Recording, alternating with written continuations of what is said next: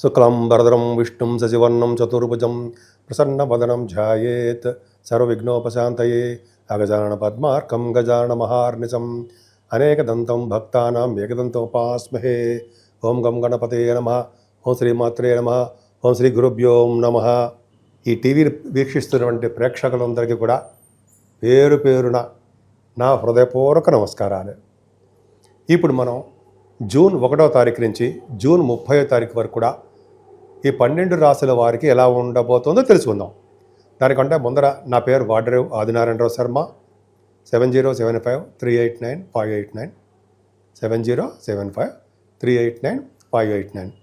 మీ జాతకాలు చూపించుకోవాలనుకున్నా, అదే ఏదైనా ముహూర్తాలు పెట్టించుకోవాలనుకున్నా మా ఆది ఆస్ట్రాలజీకి ఫోన్ చేయండి. నేను తప్పకుండా నేనే లిఫ్ట్ చేస్తాను ఫోను. ఒకవేళ ఇలా షూట్స్లో ఉన్నప్పుడు, అదే జాతకాలు చెప్తున్నప్పుడు నేను లిఫ్ట్ చేయలేకపోవచ్చు, వాట్సాప్ మెసేజ్ పెడితే తప్పకుండా నేను మీకు రెస్పాండ్ అవుతాను.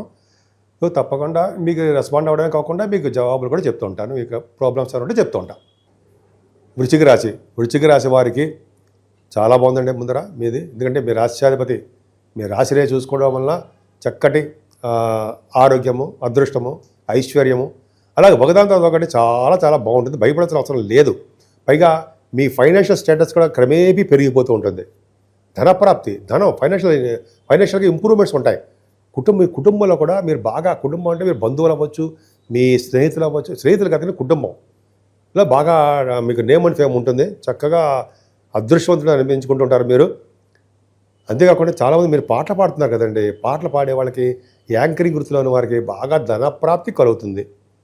అంతేకాకుండా చదువు కూడా బాగా రావడానికి అవకాశం ఎక్కువ ఉంది. రాహు చతుర్థ భావంలో రాహు మంచి ఇబ్బంది కలిగిస్తాడు కదా, నిజంగా ఇబ్బంది కలిగిస్తాడండి. రాహు చతుర్థ భావంలో ఉంటే తల్లిగారికి ఇబ్బంది కలుగుతూ ఉంటుంది.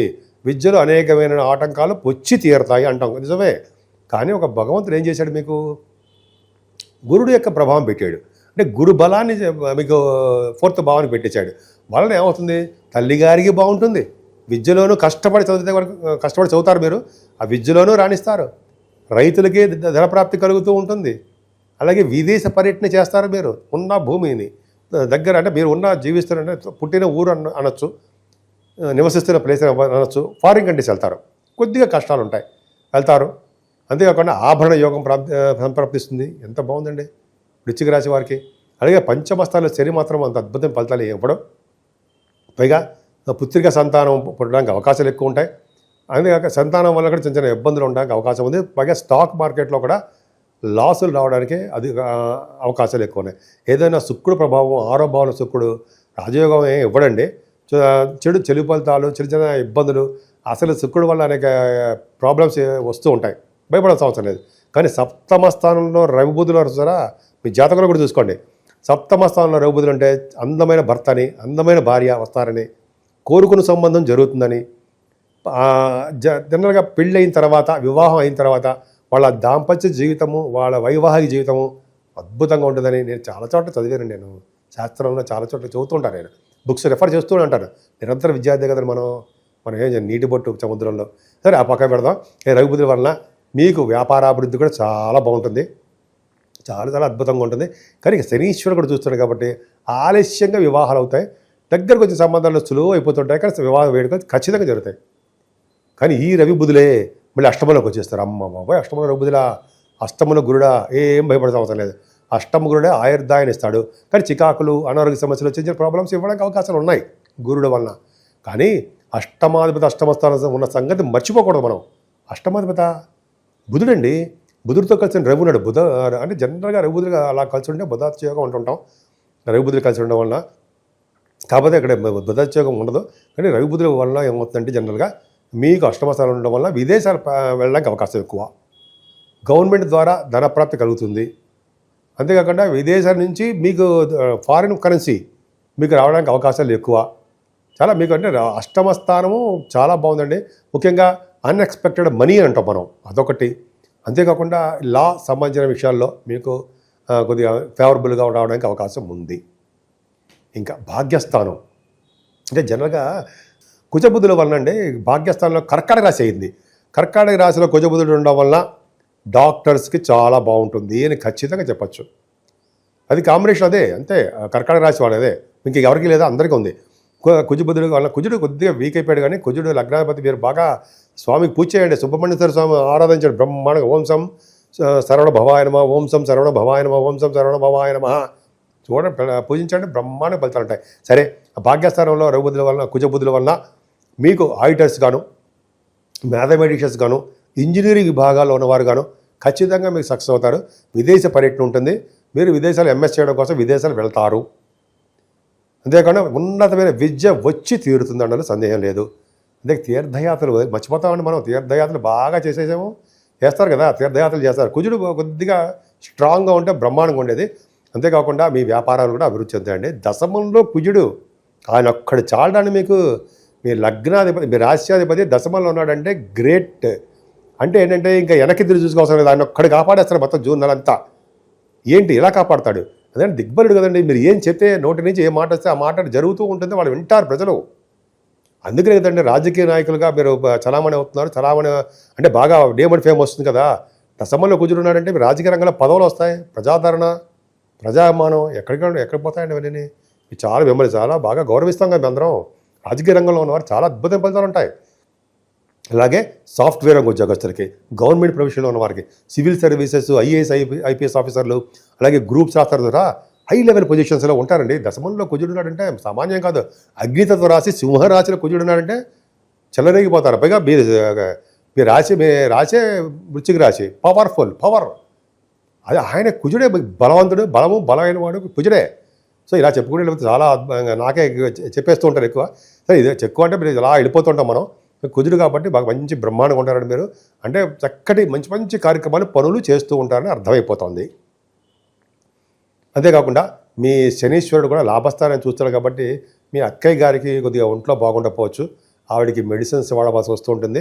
అంటే అందరికీ కాదండి, కొద్దిగా ఏజ్డ్ పర్సన్స్ ఉంటారు కదా, వాళ్ళకి మాత్రమే చెప్తున్నాను. ఏదైనా కుజుడు గురుబలం వలన తీర్థయాత్రలు చేస్తారు, అలాగే ధనం విపరీతంగా ఖర్చు పెడతారు, అలాగే సన్మానాలు కూడా మీకు జరుగుతాయి, విదేశాల్లో ఉద్యోగ ప్రాప్తి కలుగుతూ ఉంటుంది. ఇలాగ మీరు చెప్పుకునేటప్పుడు అసలు వృశ్చిక రాశి వారికి అసలు అనంతంగా ఉంటుందండి.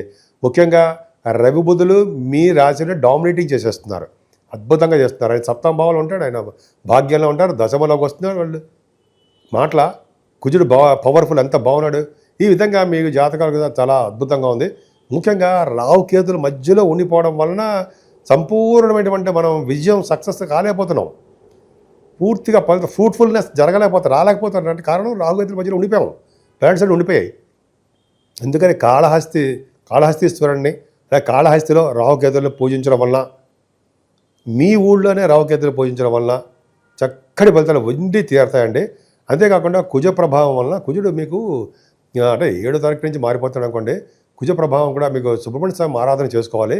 అంతేకాకుండా గణపతి ఆరాధన 14వ తారీఖునే మనకి సంకటహరి చతుర్థి వస్తుంది కదా ఆయనది.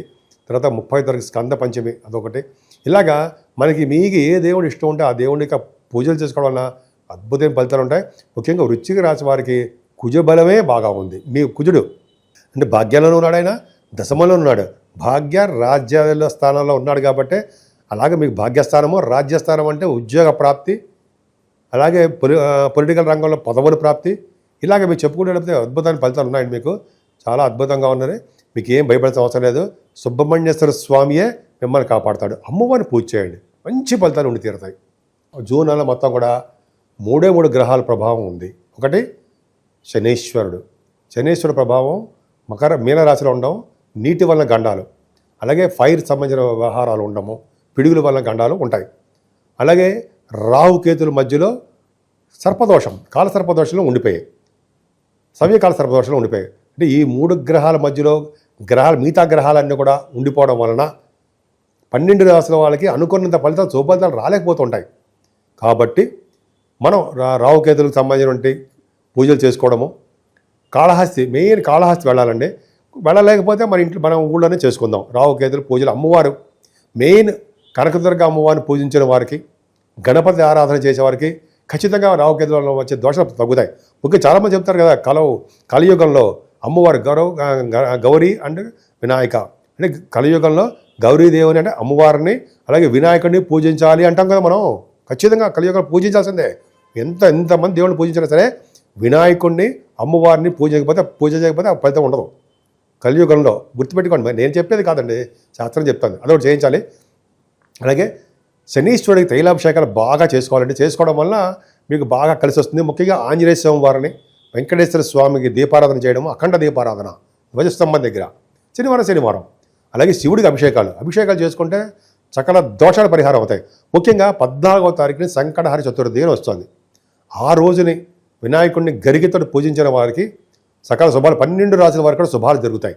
అంతేకాదండి, 23వ తారీఖున మాస శివరాత్రి ప్రదోష కాలంలో, అంటే ఈవినింగ్ టైంలో స్వామివారికి అభిషేకాలు చేయించుకున్నా, అది పూజ చేయించుకున్నా మీ గోత్రనామాలతోటి 12 రాసుల వాళ్ళకి శుభఫలితాలే దక్కుతాయి. అంతేకాకుండా 30వ తారీఖు స్కంద పంచమి అని వస్తుందండి. అంతేకాకుండా ఈ నెల నుంచి గురుమూఢమి కూడా ఉంది. అది కొద్దిగా మంచి ముహూర్తాలు ఏమి ఉండవు. సరే, 30వ తారీఖు మాత్రం స్కంద పంచమి వస్తుంది కాబట్టి సుబ్రహ్మణ్యేశ్వర స్వామిని అత్యంత బాగా పూజించాలి కాబట్టి సుబ్రహ్మణ్య స్వామిని పూజ చేసుకుంటే మంచిది. సో ఈ విధంగా మీరు మీకు ఇష్టమైన దేవుడు ఎవరు అని ఉంటే ఆ దేవుడికి పూజించండి. మరింత శుభఫలితాలు వచ్చి తీర్థంలో ఏమాత్రం సందేహం లేదు. మీకు సంపూర్ణమైన ఆయురారోగ్యాలతో ఉండాలని, అష్టైశ్వర్యాలతో ఉండాలని నేను మనస్ఫూర్తిగా కోరుకుంటున్నాను.